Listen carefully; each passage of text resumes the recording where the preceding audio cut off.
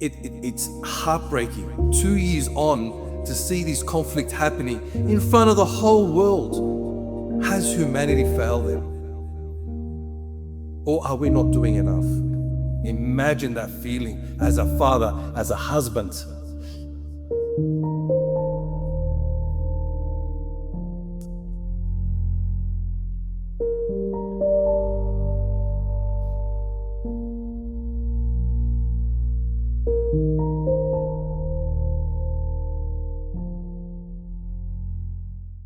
I have been in Gaza in Ramadan 2021 and 2022.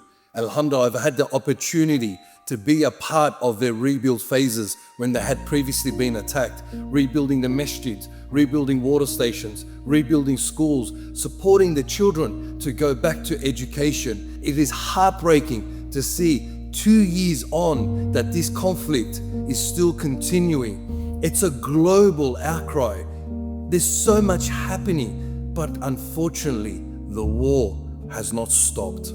But the people of Palestine, the people of Gaza, they're continuing. These Palestinians, they are people of Jannah. They are people of Yaqeen, the people who are staying steadfast for the cause of this ummah and protecting their lands. Think about it, my brothers and sisters. We have continued with our life for 2 years. We've been on holidays. Our kids have been graduating at school. We've been upgrading our cars. We've been upgrading our homes. Whatever it might be, we're upgrading our clothes. But 2 years, our Palestinian brothers and sisters have been sleeping on the street with minimal clothes. The south is fully destroyed. The north is fully destroyed. They are in the middle, and there is so much destruction and rubble amongst that. Imagine those children 24 hours every single day having to listen to jets, having to listen to missiles, having to listen to bombings, having to listen to drones. Imagine your kids in that situation. Imagine those children, how much they yearn to go back to education, to go back to school, just so they can play in that school environment, have a uniform, have their books in their bag, and be in that environment. You flick your tap and you've got clean drinking water, filtrated. All their water is contaminated. Water is life. And unfortunately, they don't have access to this. Imagine living in a city where the best fresh produce, strawberries, the best fish in the world is coming out of Gaza. And now they're fighting the hunger. They're forcefully fasting for days and maybe rationing that little bit of food that they can get. Imagine knowing that there are 22,000 trucks that are sitting on that Gaza border and not being able to enter when they're starving. Imagine watching your family members malnutritioned, rotting away in front of your eyes, and you're having to bury them because they couldn't put food or water into them. Imagine having to carry your newborns or your children, shrouding them because they were attacked, or they went to hospital and there wasn't enough equipment for surgically to look after them and they passed away. Imagine amputating your child's arm or leg, but there's no anesthetic, there's nothing to numb them, and they're sawing their arm and leg straight off. A conflict that has lasted 2 years.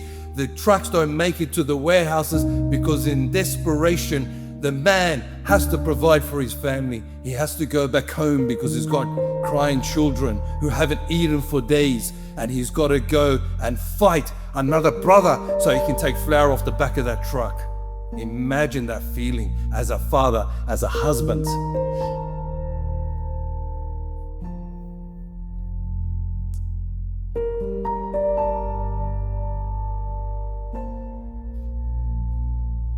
Hardest part is you have a connection to the people in Gaza and Palestine. Being in there, getting to know the families personally, sitting with them, going to the schools. It's heartbreaking 2 years on to see this conflict happening in front of the whole world. And has humanity failed them? Or are we not doing enough? They are the people of Jannah. The question is, what are me and you doing? Are we pleasing Allah subhanahu wa ta'ala in the efforts that we're doing? Are we doing enough to help the Palestinian people. Everyone has capacity today to do something, to voice of their opinion, or to assist financially, or the least that you can do is raise your hands. Allah subhanahu wa ta'ala tells us in the Quran, call upon me and I will answer your dua. And I'll answer it on 3 conditions. If it's good for you, I'll accept it now.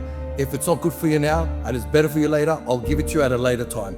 If it's not good for you, I'll give it to you as a rewarded Jannah. What do you lose, my brothers and sisters, if you raise your hand and Allah's promised that He's going to answer your dua, that you can at least as the minimum, make dua to Allah subhanahu wa ta'ala, call upon Him to change the condition of the Palestinian people and all of our brothers and sisters that are going through hardship, and unite our hearts and change this condition. Do you believe that when you make dua, your dua is accepted, but the dua of the Palestinians, who are the most sincerest in the world, who have nothing to gain or lose, are making dua but Allah's not hearing? Do you think for a second that Allah subhanahu wa ta'ala can turn this condition and put a ceasefire in place and put a rebuilt face? Allah's watching. The question is, are you prepared? There is nothing to say that any one of us are going to make it to tomorrow. Live like it's your last day, so that if you aren't in this dunya anymore and you are resurrected before Allah subhanahu wa ta'ala and all of the people of Palestine are there, then you can stand tall and say, Ya Allah, I did whatever I can for the sake of my ummah, the Palestinian people, and Allah subhanahu wa ta'ala, inshallah, will allay the key to Jannah. The question is, are you doing enough? This is not time for complacency, this is time for action. And this is why I call upon you all to do what you can within your own power. Now, we have a very generous community. Alhamdulillah, for 2 years non-stop, you guys have been supporting Sadaqa Welfare Fund and many other great charities around the globe for the last 2 years in whatever we're doing. And your actions is allowing them to stand tall. So please, my brothers and sisters, I request from you to do what you can within your power. Our ummah is calling upon you. Your generosity is being seen. Alhamdulillah, every bit of work that is happening is with your generosity. And inshallah, as Sadaqa Welfare Fund, we are doing the best we can to continue supporting inside of Gaza. We're also supporting through Egypt and supporting through Jordan. The moment there's a ceasefire, we do whatever we can in our power to push as much as we can. But what we want is, we want a ceasefire and we want a rebuild phase. We want our Palestinian brothers and sisters to go back to their normal lives and this all to end. So please do what you can, make dua, and we ask Allah subhanahu wa ta'ala to accept from all of you. And we ask Allah subhanahu wa ta'ala to unite our hearts, and inshallah we can stand tall on the day of judgment when we stand before Allah, that we've actually done enough.